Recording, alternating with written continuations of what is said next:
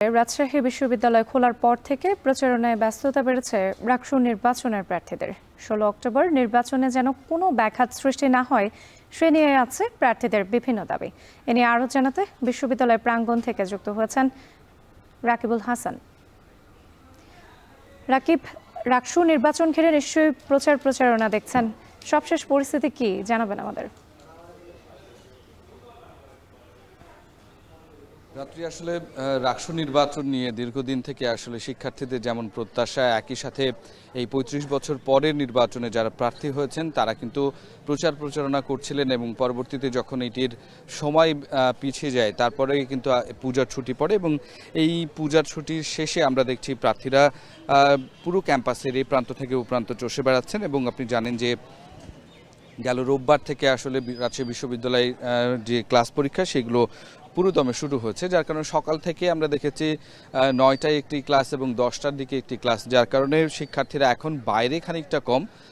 এই কারণে যারা প্রার্থী রয়েছেন তারা একটু দেখে বেড়াচ্ছেন কোথায় আসলে শিক্ষার্থীদের জটলাগুলো রয়েছে, বিশেষ করে খাবার দোকান সহ যে সমস্ত জায়গায় শিক্ষার্থীরা তাদের প্রয়োজনীয় কাজে আসেন সেখানে তারা যাচ্ছেন, দোয়া চাচ্ছেন এবং বলছেন যে ১৬ অক্টোবর যে নির্বাচন সেই নির্বাচন অনুষ্ঠিত করতে তাদের প্রাণান্ত চেষ্টা রয়েছে এবং তারা চান যে যে সকলেই যেন এটিতে অংশগ্রহণ করে।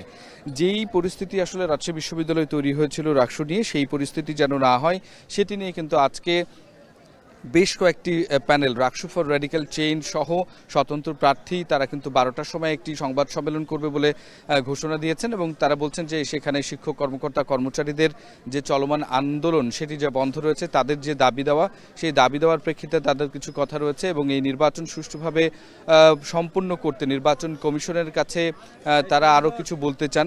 তো সব কিছু মিলিয়ে আসলে প্রার্থী এবং শিক্ষার্থী, ভোটার যারা একেবারে প্রথম বর্ষের ভোটার তারাও আসলে এটার সাথে আছে।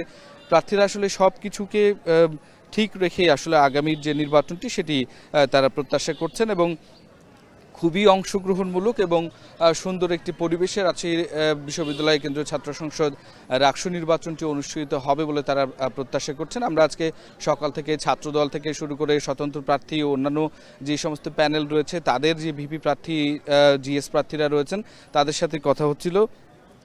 তারাও মূলত আসলে এই বিষয়টি বলছে যে যেহেতু একটা ধাক্কা পরে কিন্তু আবারও রাজশাহী বিশ্ববিদ্যালয়ের এই নির্বাচন যে তারিখটি দিয়েছে সেটি যেন কোনোভাবে আসলে ব্যাঘাত না হয় সেই চেষ্টাটি, সেই পরিবেশটি তারা নিশ্চিত করতে যাচ্ছেন এবং তারা যেটি বলছেন যে এই যে প্রথম বর্ষের যারা ভোটার রয়েছেন প্রায় ৪,০০০-এর অধিক, তারা কিন্তু এই নির্বাচনে একটা বড় ধরনের প্রভাব রাখতে পারে। সুতরাং তাদেরকে শুরুর দিকে আসলে যেভাবে আসলে প্রার্থীরা পায়নি বা ছুটির কারণে চলে গেছিল সেইটি আসলে রাত্রি তাদেরকে আসলে তাদের দোরগোড়ায় যাওয়ার চেষ্টা করছেন প্রার্থীরা এবং তাদের যে ইস্তেহার, তাদের যে পরিকল্পনা সেটির কথা জানাচ্ছেন।